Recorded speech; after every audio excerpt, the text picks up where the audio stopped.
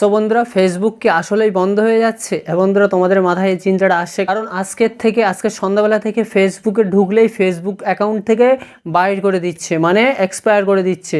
যেটা দেখায় আর কি, হ্যাক হয়ে গেলে ফেসবুক তেমন দেখাচ্ছে যে ফেসবুক অ্যাকাউন্টে ঢুকতে দিচ্ছে না, বের করে দিচ্ছে। তো এটা কি মানে বন্ধ হয়ে যাচ্ছে না হ্যাক হয়ে যাচ্ছে? অনেকের মনে অনেক চিন্তা আসছে।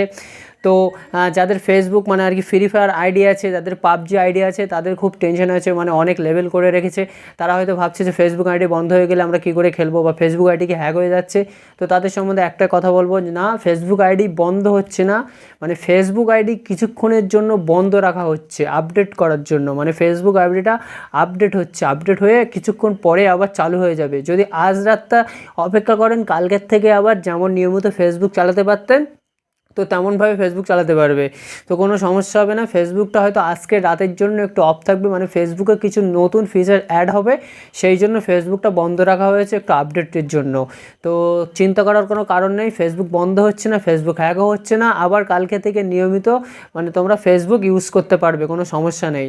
তো এরকম নিত্য নতুন টিপসের ভিডিও পেতে চ্যানেলটি সাবস্ক্রাইব করে আমাদের পাশে থাকবে।